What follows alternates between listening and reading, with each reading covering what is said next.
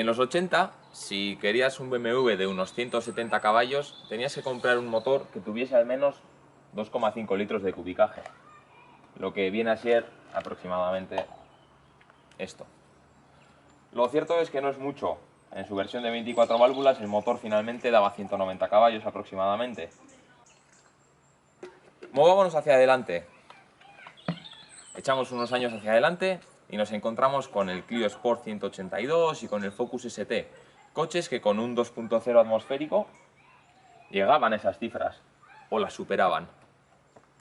Vamos todavía un poco más hacia adelante, hacia el año 2006, y Volkswagen saca el Golf GT, pero no lleva una mecánica convencional, sino que tiene un motor 1004 TSI. Es decir, elimina otro litro más y de aquí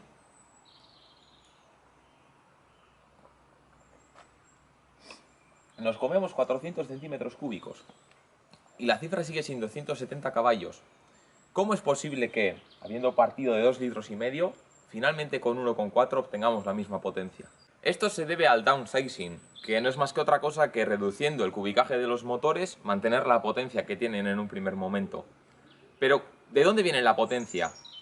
Para que un motor funcione tiene que entrar una cantidad de aire y una cantidad de combustible que sea quemado.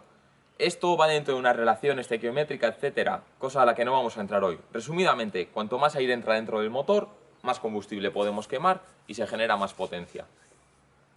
Prueba de ello es el coche con el que contamos hoy, el León STFR con el motor 1400 TSI. Este motor entrega 150 caballos y 250 Nm de par, pero no acaba ahí la cosa. Cuenta con una caja de doble embrague DSG de 7 velocidades, con desactivación de los cilindros e inyección directa. Con todo ese conjunto, este modelo familiar es fiable, robusto, rápido y entretenido. Pero ¿cómo es posible este aumento de la potencia si el motor es más pequeño?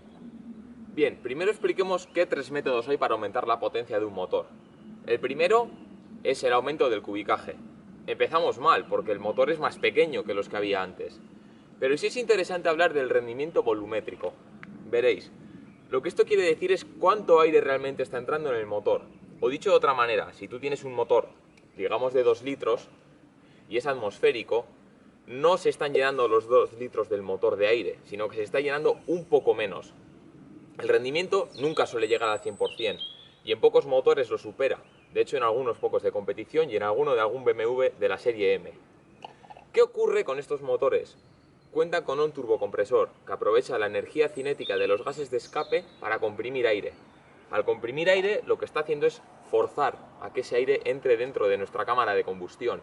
Y realmente, en un motor de menor cilindrada, gracias al turbo, estamos consiguiendo mayor cantidad de oxígeno de la que tendría que entrar, o incluso mayor cantidad de oxígeno que la de un motor de mayor cilindrada. El segundo método para aumentar la potencia de un motor es elevar el régimen de giro. Es decir, para un mismo tiempo dado, aumentar el número de explosiones que ocurren y esto se traduce en una mayor fuerza en el cigüeñal. Esto no ocurre así con los motores, ya que los modernos no giran a muchas más revoluciones que los anteriores de los que provienen, e incluso algunos, debido al turbo, tienen el límite todavía más bajo, de manera que esta no es la razón por la cual los motores producen más potencia. El tercer método para aumentar la potencia del motor es aumentar la presión media efectiva.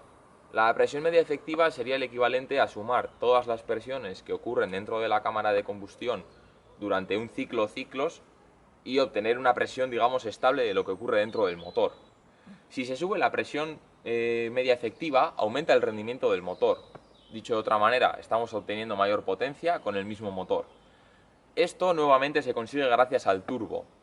El turbocompresor, al meter aire dentro del motor a presión, está aumentando la presión en la cámara de combustión, con lo cual generamos más potencia.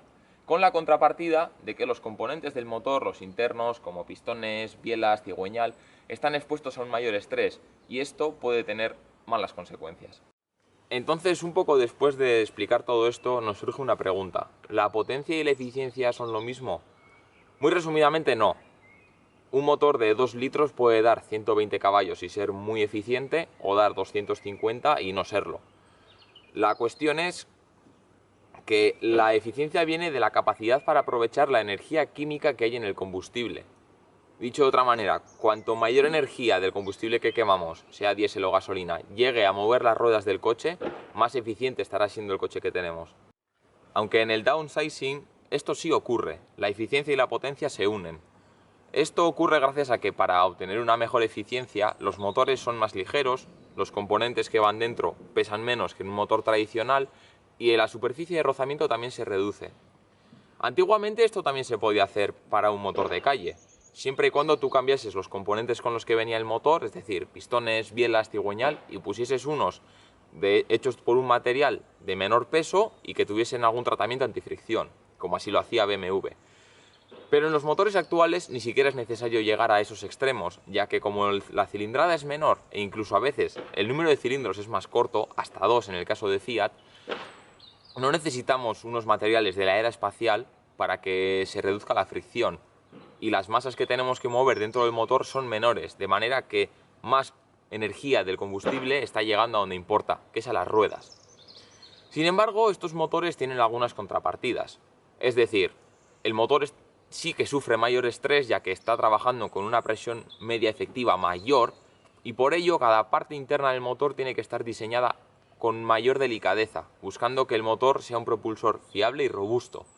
Sin embargo, para saber mejor si este tipo de propulsor es válido o no, qué mejor que hablar con el propietario del coche. En este caso es Aitor, así que hablemos con él. Aitor, la pregunta que muchos te harán, ¿cuánto consume de media el coche?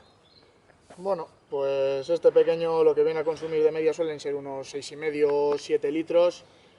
Pasa que cuando ya le pisas un poquito ya los consumos se elevan, pero una vez entra en autopista y entra en la séptima marcha, el consumo es el mínimo para el coche. Hace casi un año y 16.000 kilómetros que estás con el coche. ¿En todo este tiempo has tenido algún problema de fiabilidad? No, a día de hoy no. Este coche lleva conmigo desde mayo. Ha hecho viajes largos como a Barcelona, Madrid. Y no, a día de hoy no. De momento le pisas y funciona. Va suave y también funciona bien. O sea que de momento no hay ningún problema con él. Finalmente, ¿qué sensaciones te transmite el motor cuando lo exiges? Ya que es un FR y se espera un poco de deportividad de él. Este coche para correr es una maravilla.